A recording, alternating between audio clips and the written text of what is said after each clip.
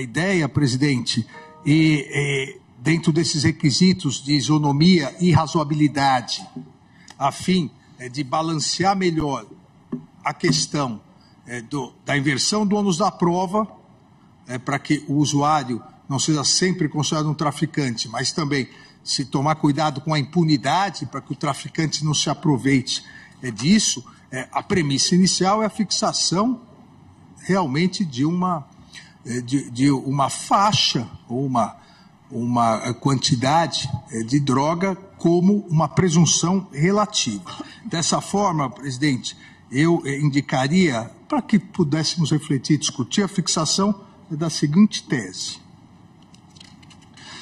1.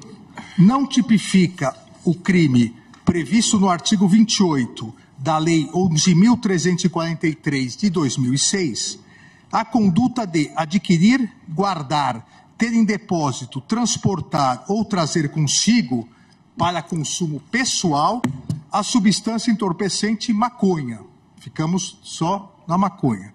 Mesmo sem autorização ou em desacordo com determinação legal ou regulamentar. 2.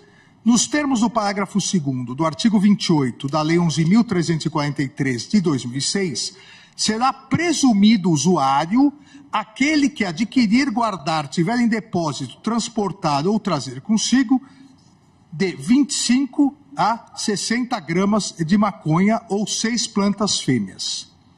3. E, obviamente, aqui nós podemos... de 25 a 60 é o que o estudo traz, mais isonomia ou mais razoabilidade. Então, dentro disso, é possível uma análise melhor. 3. A presunção do item anterior, que é exatamente, será presumido usuário aquele que tiver essa quantidade, a presunção do item anterior é relativa, não estando a autoridade policial e seus agentes impedidos de realizar a prisão em flagrante por tráfico de drogas, mesmo quando a quantidade de maconha for inferior à prevista no item 2, desde que, de maneira fundamentada, comprove a presença de outros critérios caracterizadores do tráfico de entorpecentes. Então, naquele momento do flagrante, a autoridade competente estava com 6 gramas. Mas estava entrando no presídio para vender dentro do presídio. Ou estava com 10 gramas, foi pego vendendo. Tem que descrever fundamentadamente os outros requisitos, porque claramente aí é o tráfico. Nas hipóteses, 4, nas hipóteses de prisão em flagrante, por quantidades inferiores a fixadas no item 2, para afastar a presunção relativa, e aqui, presidente, algo que não havia no momento do voto dos eminentes ministros, não havia ainda audiência de custódia. Tanto que o ministro relator, o ministro Gilmar, coloca como uma previsão que deveria ser apresentado imediatamente ao juiz.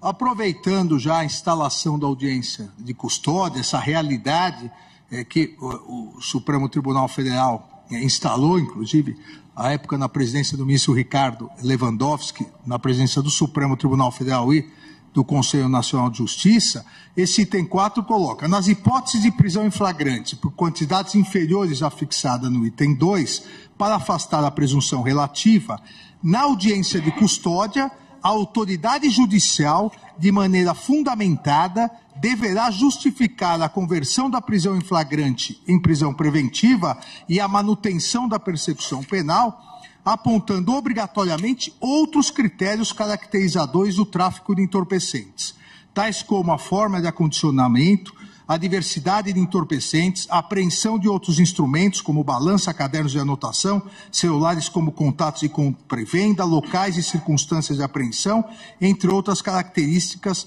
que possam auxiliar na tipificação do tráfico.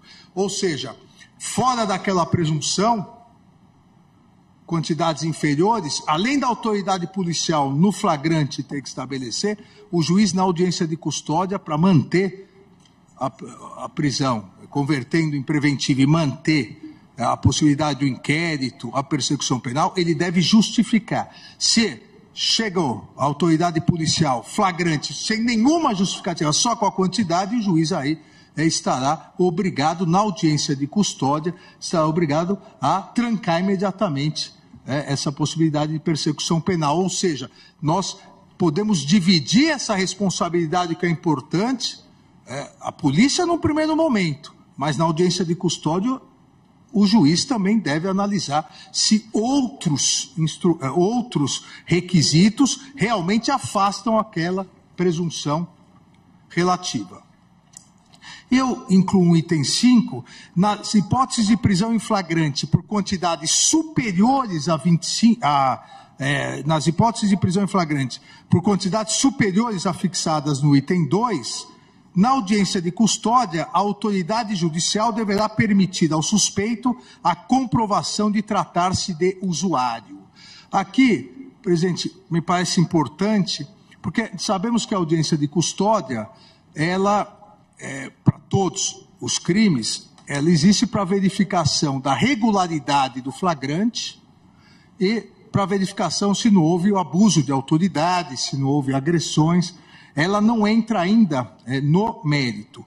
Nesse caso, como há uma presunção, da mesma forma que no caso de uma quantidade menor do que a prevista, o juiz deve fundamentar para manter a prisão, numa quantidade maior do que a prevista e, consequentemente, o tráfico deve dar possibilidade, mesmo que seja uma cognição inicial, mas uma possibilidade do suspeito comprovar ou apontar elementos de prova que demonstrem que dele se trata de usuário.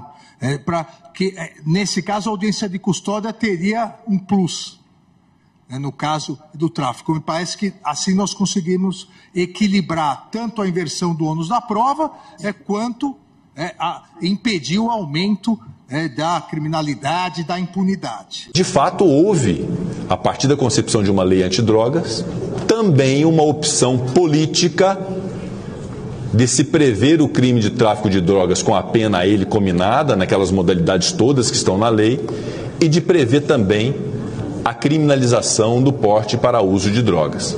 Se pretender legalizar ou descriminalizar, que é uma tese que pode ser sustentada por aqueles que defendem que a questão é mais de saúde pública do que uma questão judicial ou uma questão penal, o foro de definição desta realidade é o Congresso Nacional Brasileiro. Parabéns,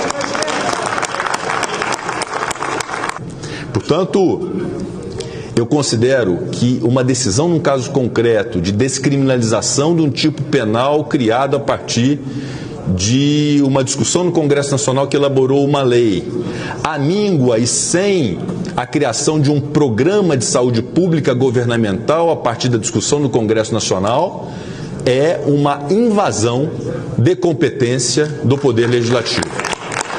Que haja uma compreensão de que as discussões políticas de uma nação, especialmente que compreendam a realidade do presente, as perspectivas de futuro, se dão através da política. E que a arena política é feita por políticos. E que aos juízes, a quem eu tenho um imenso respeito, e todos são testemunha aqui, do apreço, do respeito que tenho ao Judiciário e ao Supremo Tribunal Federal Brasileiro, mas não posso deixar de apontar aquilo que reputo um equívoco grave, uma invasão da competência do Poder Legislativo que se dá na discussão do piso nacional da enfermagem e na questão da descriminalização do porte para uso de drogas.